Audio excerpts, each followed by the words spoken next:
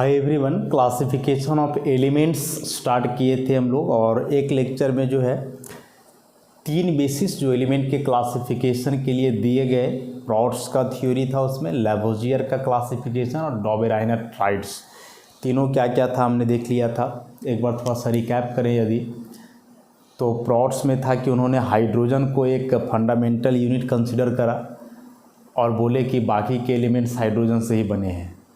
लैवोजियर ने एलिमेंट्स को उनके फिजिकल प्रॉपर्टीज़ के आधार पर मेटल्स और नॉन मेटल्स की कैटेगरी में रखा। मेटलॉइड के बारे में कोई चर्चा ही नहीं था। डॉबेराइनर ने क्या किया कि जितने भी एलिमेंट्स उस समय तक जाने गए थे उसी में से सबका नहीं, कुछ एलिमेंट्स को 3 एलिमेंट्स का एक ग्रुप तैयार किए जिसे ट्राइड बोला गया। और प्रत्येक ट्राइड में जो मिडिल एलिमेंट था, बीच वाला, उसका एटॉमिक मास बाकी 2 एलिमेंट के एटॉमिक मास के अर्थमेटिक मीन के बराबर था। अब इसमें से अगला जो क्लासिफिकेशन आया न्यूलैंड्स के द्वारा, Newlands law of octaves, Newlands के अष्टक का नियम 1864 में। न्यूलैंड्स ने क्या किया कि उस समय तक जितने एलिमेंट्स नोन थे उन्हीं में से कुछ एलिमेंट्स को अरेंज किया उन्होंने। किस आधार पे? तो increasing order of atomic mass, परमाणु द्रव्यमान का बढ़ते क्रम में जो है तत्वों को अरेंज किया उन्होंने।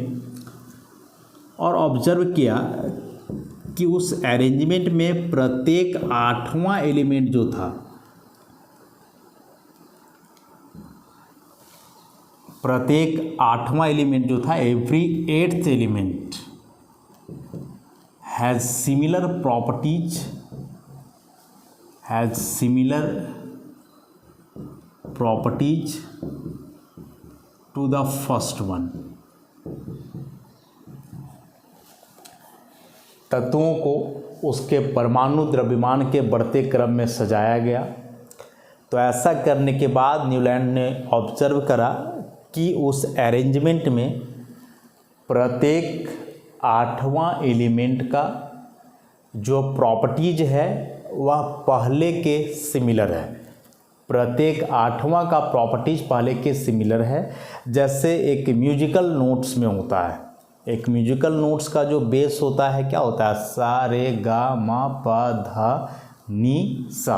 देखोगे यहाँ से हम लोग ऐसे शुरू करते हैं ना, उसमें सा रे गा मा पा धा नी, उसके बाद फिर शुरू होता है सा से, उसके बाद फिर शुरू होता है कहाँ से? सा से।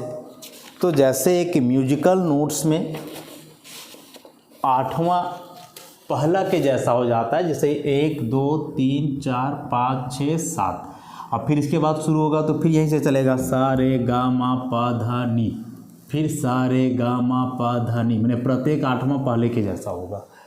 उसी प्रकार से एलिमेंट के बारे में न्यूलैंड्स ने कहा कि जैसे म्यूजिकल नोट्स में प्रत्येक 8वां पहले के जैसा है, उसी प्रकार से जब एलिमेंट्स को उनके परमाणु द्रव्यमान एटॉमिक मास के बढ़ते क्रम में सजाया जाए तो प्रत्येक 8वें एलिमेंट का प्रॉपर्टीज पहले के जैसा हो जाएगा। मतलब प्रत्येक 8वां एलिमेंट पहले के जैसा प्रॉपर्टी रखेगा, दोनों एक समान होंगे।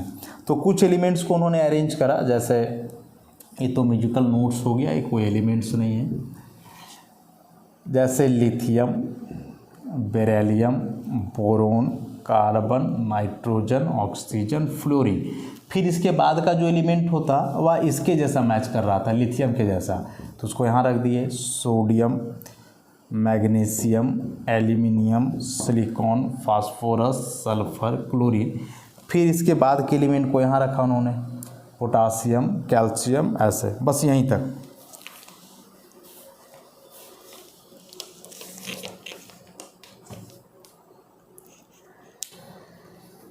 ऐसे तो यह जो बेसिस था न्यूलैंड्स के अष्टक नियम का, न्यूलैंड्स लॉ ऑफ ऑक्टेव्स, यह था तो ठीक ठाक, मतलब अभी तक में जितना हम लोग पढ़े वहाँ तक में तो सबसे सक्सेसफुल यही रहा। लेकिन उस समय तक भी जितने एलिमेंट्स नोन थे, जाने जाते थे, उस समय तक उन सारे एलिमेंट्स को ऐसे ऑक्टेव में अरेंज नहीं कर पाए न्यूलैंड्स। सबसे पहला बात कि उस समय तक भी जितने एलिमेंट्स थे, चलो उसके बाद तो बाद की बात है, उस समय तक जितने एलिमेंट्स थे कम से कम ये सारे एलिमेंट्स तो इस फॉर्म में हो जाने चाहिए थे कि प्रत्येक 8वां एलिमेंट का प्रॉपर्टी किसके जैसा हो जाता, पहले के जैसा। लेकिन यह केवल वैलिड हो पा रहा था कहाँ तक, कैल्शियम तक। यानी कैल्शियम तक जब सारे एलिमेंट्स को अरेंज किया गया तो उस समय तक यह लागू हो रहा था कि प्रत्येक 8वां का प्रॉपर्टी पहले के जैसा था। जैसे पहला एलिमेंट है 7 वहाँ तक हो गए, 8वां तो ये 8वां पहले के जैसा। ये दूसरा एलिमेंट है तो यहाँ तक 7 हुआ तो फिर ये 8वां तो इसका पहले के जैसा, इस तरह से करके होते गया। तो यह कहाँ तक वैलिड हो पाया, कैल्शियम तक, उसके बाद नहीं। अब कैल्शियम के बाद जब उन्होंने बाकी एलिमेंट को अरेंज करना शुरू किया, कैल्शियम के बाद और भी एलिमेंट थे, तो जब उन एलिमेंट्स को ऐसे अरेंज किया गया तो देखा गया कि उसमें प्रत्येक 8वां का प्रॉपर्टी पहले के जैसा नहीं हो पा रहा था। प्रत्येक 8वां एलिमेंट का प्रॉपर्टी पहले के जैसा नहीं हो पा रहा था। उन्होंने ऑब्जर्व किया इस बात को, तो फिर बहुत ज़्यादा सक्सेसफुल तो नहीं रहा। और बाद में जब फिर और भी एलिमेंट्स का खोज हुआ और लार्ज नंबर ऑफ एलिमेंट्स आए, तो फिर उस समय तो इसका कोई वैलिडिटी ही नहीं रहा, कोई मतलब ही नहीं रहा इस बेसिस का। तो उस समय तक में सबसे सक्सेसफुल था, चलो कोई दिक्कत नहीं है। लेकिन इसमें भी कुछ कमियां थी और वे सारी कमियां तब जा कर के और ज़्यादा उजागर हो पाई जब बाकी एलिमेंट्स, मतलब और लार्ज नंबर ऑफ एलिमेंट्स का धीरे धीरे डिस्कवरी हुआ। तो देखो ये सारे हिस्टोरिकल चीज़ें पहले ही हम बताए कि एग्जामिनेशन में ये टॉपिक से क्वेश्चन कभी नहीं आएगा और ये बिल्कुल नया नहीं है। इतना तक तो आप पढ़े ही होंगे, ये 2 तो डेफिनेटली पढ़े होंगे, क्लास 10th में है, डॉबेराइनर-प्राइट्स और न्यूलैंड्स लॉ ऑफ ऑक्टेव्स। प्राउड्स नहीं पढ़े होंगे, लैबोजियर नहीं पढ़े होंगे, और इसके बाद के जो बता रहे हैं एक वो भी नहीं पढ़े होंगे शायद। तो बस इन चीज़ों को बारे में केवल जानना है, रटने की आवश्यकता नहीं। एग्जामिनेशन में इन टॉपिक से क्वेश्चन नहीं आएगा। तो नेक्स्ट है इसमें लोथर-मेयर कर्व। मतलब अगला प्रयास जो इस संदर्भ में रहा तत्वों के वर्गीकरण के संदर्भ में, यह लोथर-मेयर का रहा। इन्होंने क्या कहा, एलिमेंट को किस बेसिस पे क्लासिफाई करा इसने, तो इन्होंने कहा कि the physical and chemical properties of the elements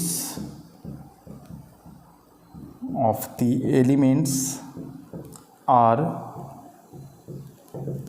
periodic function of their atomic volume।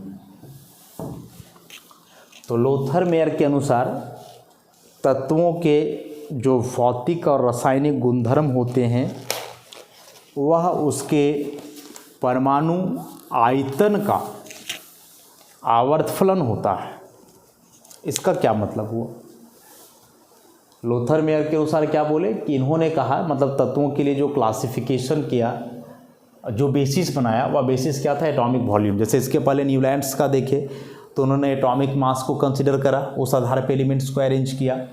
Lothar Meyer बोले कि नहीं, किसी भी तत्व का जो फिजिकल और केमिकल प्रॉपर्टीज है, माने भौतिक और रासायनिक गुणधर्म है, वह आवर्तफलन है। पीरियोडिक फंक्शन मतलब आवर्तफलन है किसके, तो एटॉमिक वॉल्यूम के, परमाणु आयतन के। इसका मतलब कि जब तत्वों को एटॉमिक वॉल्यूम का ऑर्डर में अरेंज किया जाए तो एक रेगुलर इंटरवल में, एक समान अंतराल में एक जैसे प्रॉपर्टीज वाले एलिमेंट रिपीट करेंगे, दोहराएंगे।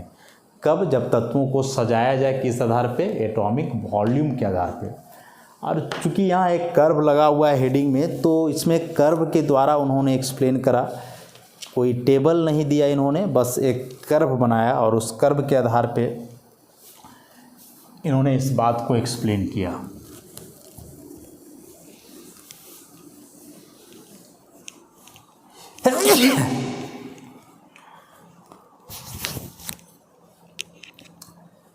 तो एक ग्राफ प्लॉट किया गया, एटॉमिक मास या एटॉमिक वेट और एटॉमिक वॉल्यूम के बीच, ऐसा। तो कुछ इस तरह का कर्व आया।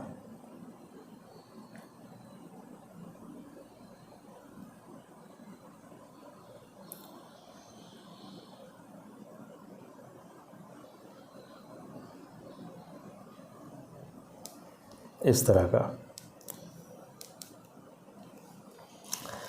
और इसमें अलग अलग पोजीशन कंसिडर किए गए, जैसे या पिक, फिर या डिसेंडिंग, फिर या बॉटम, फिर एसेंडिंग ऊपर जाते हुए, अगेन पिक, फिर डिसेंडिंग, फिर या बॉटम, फिर एसेंडिंग, फिर लिया गया पिक, फिर डिसेंडिंग, फिर या बॉटम, फिर आगे बढ़ा गया एसेंडिंग, पिक, डिसेंडिंग, बॉटम, फिर एसेंडिंग, पिक, एसेंडिंग माने ऊपर जाते हुए, डिसेंडिंग माने नीचे आते हुए, और फिर यहाँ पे 3 पोजीशन, 3 क्या मतलब 4 पोजीशन समझो। एक पिक, टॉप, चोटी जो है उसे कंसिडर किया गया। दूसरा बॉटम, तीसरा एसेंडिंग, मतलब जब ये कर्व से आप ऊपर जा रहे हो ऐसा, और दूसरा डिसेंडिंग, जब आप कर्व से नीचे आ रहे हो ऐसा। और इस 4 पोजीशन को कंसिडर करके लोथर मेयर ने कहा कि यह जो कर्व प्लॉट किया गया है एटॉमिक मास और एटॉमिक वॉल्यूम के बीच, तो इसमें जो पिक्स पे एलिमेंट होंगे वे होंगे अल्कली मेटल्स। वे क्या होंगे? Alkali metals. बॉटम में जो होंगे वे क्या होंगे? Transition elements. एसेंडिंग में जो होंगे वे क्या होंगे? हैलोजन्स। और डिसेंडिंग में जो होंगे वे होंगे अल्कलाइन अर्थ मेटल्स। ऐसा पीक का मतलब इस कर्व के पीक पे टॉप पे कौन से एलिमेंट होंगे? Alkali metal. तो अल्कली मेटल मतलब कि यहाँ lithium, sodium, potassium, rubidium, caesium, top पे सब अल्कली मेटल। बॉटम में ट्रांजिशन एलिमेंट मतलब इन जगहों पे होंगे ट्रांजिशन मेटल्स या ट्रांजिशन एलिमेंट्स। क्या है ये ट्रांजिशन मेटल? आगे हम लोग देखेंगे कि कौन से एलिमेंट को ट्रांजिशन मेटल बोला जा रहा था। ये समझ लो कि जो एलिमेंट को अरेंज नहीं कर पा रहे थे न्यूलैंड, जो छूट जा रहे थे कैल्शियम के बाद वाले, उनमें से बेसिकली क्या था? ट्रांजिशन मेटल था, जिसको इन्होंने कंसिडर करा। एसेंडिंग मतलब कि ये जो ऊपर जा रहे हैं यहाँ हैलोजन्स होंगे। तो जैसे इस जगह पे फ्लोरीन होगा, क्लोरीन, ब्रोमीन, आयोडीन। उसके बाद डिसेंडिंग नीचे आते हुए अल्कलाइन अर्थ मेटल्स होंगे, जैसे यहाँ बेरिलियम, मैग्नीशियम, कैल्शियम, यहाँ स्ट्रोंटियम और यहाँ बेरियम। और बाकी इस जगह पे ट्रांजिशन एलिमेंट जो स्कैंडियम, टिटेनियम, वैनेडियम वगैरह जो बाद में खोज हुए वे सभी।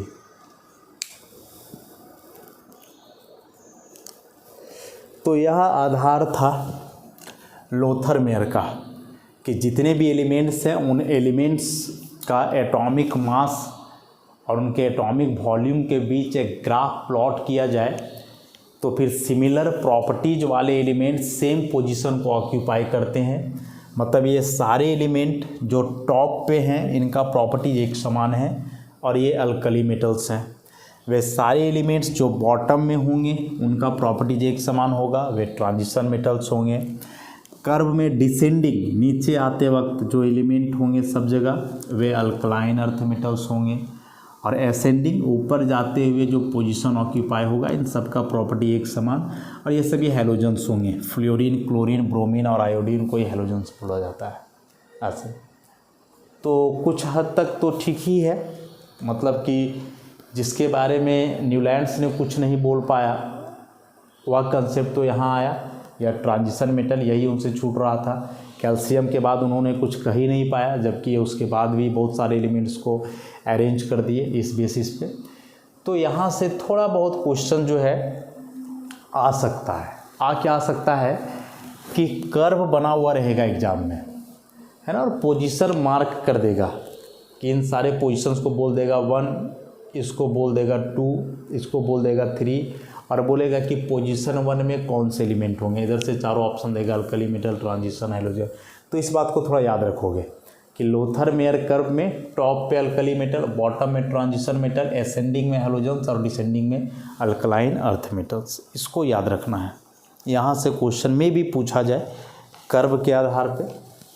हिस्टोरिकल बातें भी कभी कभी एग्जामिनेशन में आ जाती हैं।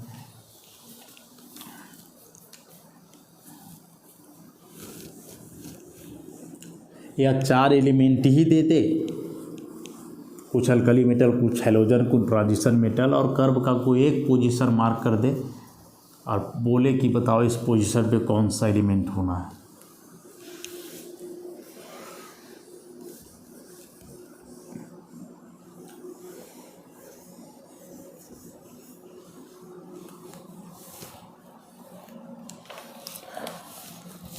अब आया one of the most accepted Mendeleev's periodic table.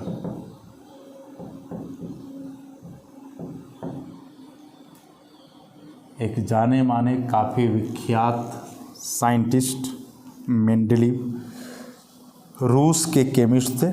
Dmitry Mendeleev पूरा नाम इनका था, Russian chemist.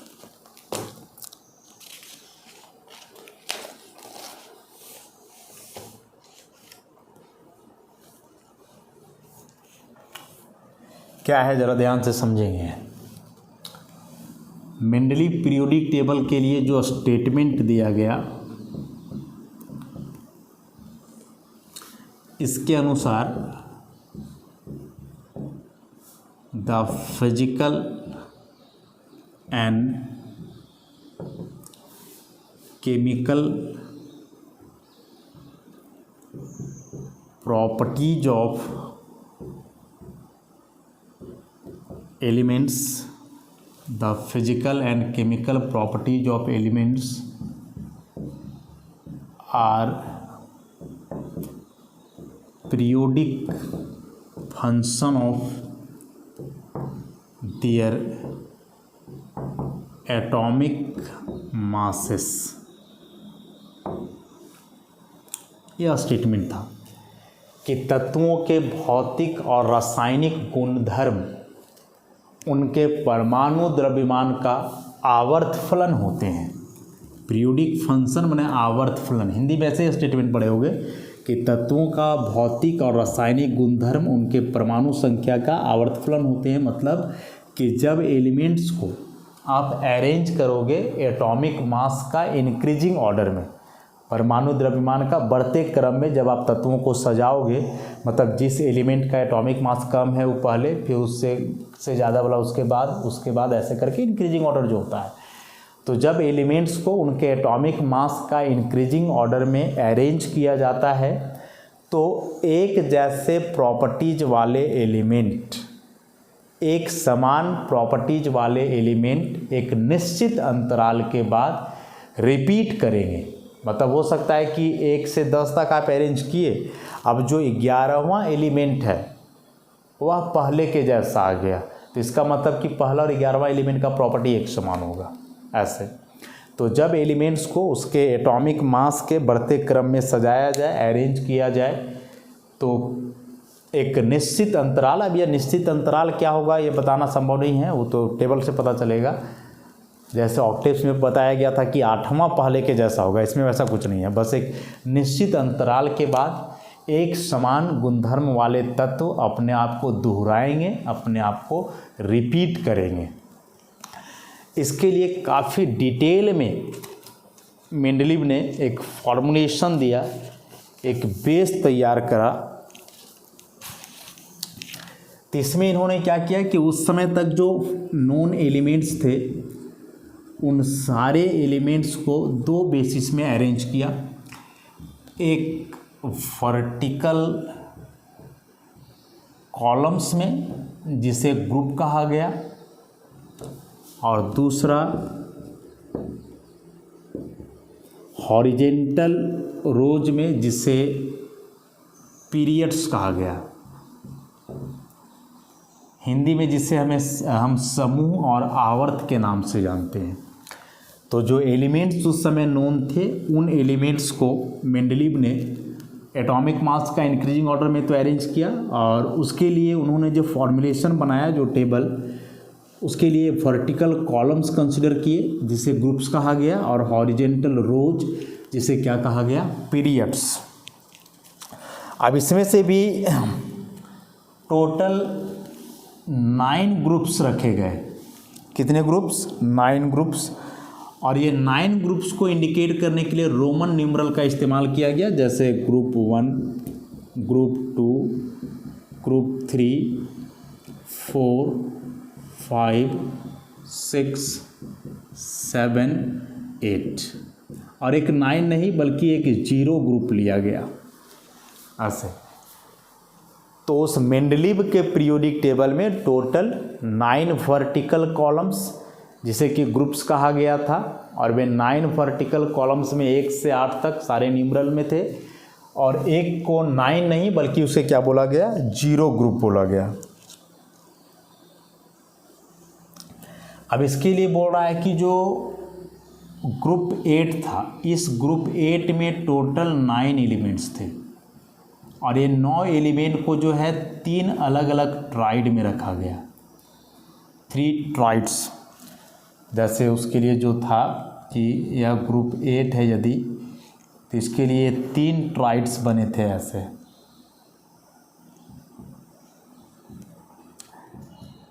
Iron, ruthenium, osmium एक ट्राइड में, कोबाल्ट, रोदियम, इरिडियम एक कॉलम में, निकेल, पैलेडियम, प्लैटिनम ये तीनों एक कॉलम में।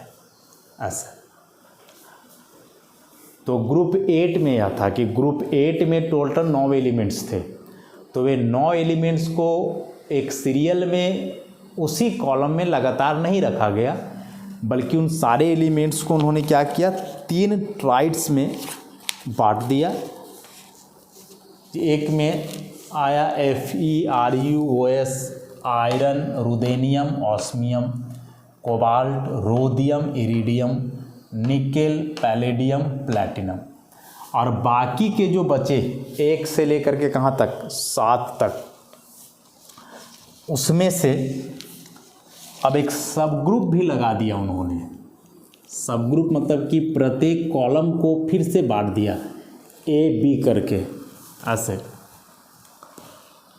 जैसे ग्रुप 1 है तो 1A 1B, वैसे ग्रुप 2 है तो ग्रुप 2A 2B, फिर ग्रुप 3 है तो 3A 3B, ऐसे ही करके 4A 4B, 5A 5B, 6A 6B, 7A 7B, ऐसे करके।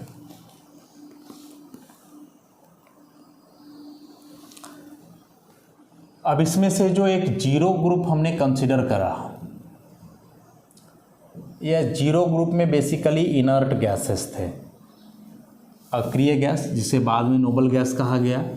तो जीरो ग्रुप इसलिए बोला गया क्योंकि इन इनर्ट गैस का जो वैलेंसी था वह कितना था, जीरो था। तो वैलेंसी जीरो, इसलिए सबको बोला गया जीरो ग्रुप वाले एलिमेंट्स, जो बाद में नोबल गैस के नाम से जाने गए, हीलियम, नियॉन, आर्गन, क्रिप्टन वगैरह, ये सब है। तो ये तो ग्रुप की बातें हो गई कि जो वर्टिकल कॉलम्स थे ग्रुप, टोटल 9, 1 से 8 तक रोमन न्यूमरल में, एक जीरो, उसमें से 8वां ग्रुप में 9 एलिमेंट्स, तो 3 ट्राइड में बटे। उसके बाद बाकी के जो 7 बच गए उसे फर्दर 2 क्लास में रखा गया, ए बी करके, 1A 1B ऐसे करके 7A 7B तक। जीरो ग्रुप में कौन से एलिमेंट थे, तो इनर्ट गैस, क्योंकि इनका वैलेंसी था जीरो, दैट्स वाई इस ग्रुप का नाम ही दे दिया गया जीरो ग्रुप। अब बच गया पीरियड। तो पीरियड्स जो थे, मतलब हॉरिजेंटल रो जो उस समय थे टेबल में, वह टोटल कितना, 7। अब इसके लिए पूरा टेबल बना पाना तो संभव नहीं है। बुक में आप देखोगे या नोट्स में एक टेबल प्रोवाइड करवाया गया है, मेंडलीव पीरियोडिक टेबल, उससे देखोगे आप, तो देख करके फिर सबको मिलाओगे तो समझ में आ जाएगा कि क्लासिफिकेशन किस बेसिस पे है और कैसे एलिमेंट एक समान एक जगह आ रहे हैं। जैसे ध्यान से इस टेबल को देखोगे जो नोट्स में है, तो देखो यह जीरो ग्रुप है जिसमें सभी नोबल गैस हैं, helium, neon, argon, krypton, xenon. यह ग्रुप 1 है, तो 1 में फिर 2 कैटेगरी है, 1A 1B। तो 1A मतलब ये जो एकदम लेफ़्ट साइड है, और 1B का मतलब हुआ जो एकदम ऐसे राइट साइड है। जैसे लेफ़्ट साइड में देखो यहाँ लिथियम, पोटासियम, बाकी सोडियम को भी रखा गया है, रुबिडियम, सीजियम, और इधर कॉपर, सिल्वर, गोल्ड ऐसे। फिर 2 में जाओगे तो लेफ़्ट साइड में देखो इधर बेरिलियम, कैल्शियम, मैग्नीशियम भी इसी में आएगा, स्ट्रोंशियम, बेरियम, और इधर जिंक, कैडमियम, मरकरी। वैसे ही फिर इसमें 3 में जाओगे तो बोरोन, बोरोन का बी होगा, यहाँ बी आ शायद हो गया है तो बी है, तो बोरोन, फिर एल्यूमिनियम, उसके बाद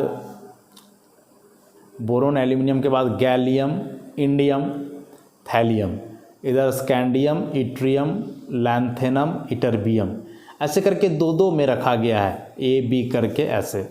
तो कहीं कहीं है कि ये जो फर्स्ट वाला पीरियड है इसमें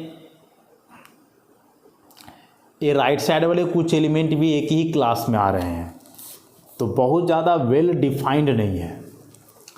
8 वाला देखो लास्ट में, यह जो ग्रुप 8 है, इस ग्रुप 8 में देख रहे हो 3 ट्राइड बना हुआ है ना, iron, cobalt, nickel, ruthenium, rhodium, palladium, sorry ऐसे करके है, ऐसे करके देखो, ये आयरन, रुदेनियम और ऑस्मियम, कोबाल्ट, रोडियम और इरिडियम, फिर निकेल, पैलेडियम और प्लैटिनम, ऐसे करके 3 कॉलम।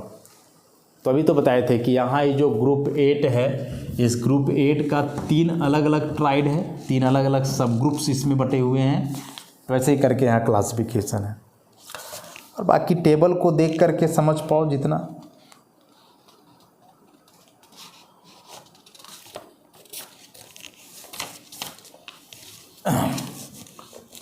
तो यह था मेंडलीव पीरियोडिक टेबल। इसमें बहुत कुछ नया आया। एक तो मेन जो स्टेटमेंट था कि एटॉमिक मास का इंक्रीजिंग ऑर्डर में अरेंज होगा, उसके अलावे इसमें इन्होंने ग्रुप्स और पीरियड्स कंसिडर किया, फिर हर एक एलिमेंट को ग्रुप वाइज डिस्ट्रीब्यूट करके इसमें नोबल गैस का भी पोजीशन दिया गया। कुछ एलिमेंट जो ट्रांजिशन एलिमेंट थे, जिस ट्रांजिशन एलिमेंट के बारे में लोथर मेयर में बहुत कुछ नहीं बताया गया था, उसके लिए यहाँ अलग से दिया गया पोजीशन। और यह खास करके जो प्रत्येक ग्रुप के अंदर जो सब ग्रुप है, जब आप मॉडर्न पीरियोडिक टेबल देखोगे ना, तो उसमें जो ग्रुप 1 से 18 तक है, उसमें देखोगे कि ग्रुप 1 में कहीं 1A होगा तो बगल में कहीं 1B होगा, 2A होगा तो 2B होगा। तो आप पहचानोगे कि यह 1A 1B 2B क्या है, तो यह मेंडलीव का है। क्योंकि मेंडलीव का जो क्लासिफिकेशन था एकदम से बेकार नहीं था, बाकी का जो अभी तक क्लासिफिकेशन आया उसका कोई मतलब नहीं रहा, उनका कोई कंसिडरेशन नहीं रहा बाद में, लेकिन मेंडलीव का यह जो क्लासिफिकेशन था इसके लिए कंसिडरेशन हुआ। और इसलिए मॉडर्न पीरियोडिक टेबल में देखोगे तो या 1A 1B 2A 2B ये सब कहीं ना कहीं लिखा हुआ मिलेगा। मतलब बहुत हद तक इनका टेबल जो है यूजफुल रहा और समझने में आसानी रहा। तो आज के लिए हम लोग इतना ही रखते हैं। नेक्स्ट क्लास में इस मेंडलीव पीरियोडिक टेबल के कुछ एडवांटेजेस, कुछ उपलब्धियाँ और कुछ डिसएडवांटेजेस पढ़ेंगे तो नेक्स्ट क्लास में। धन्यवाद।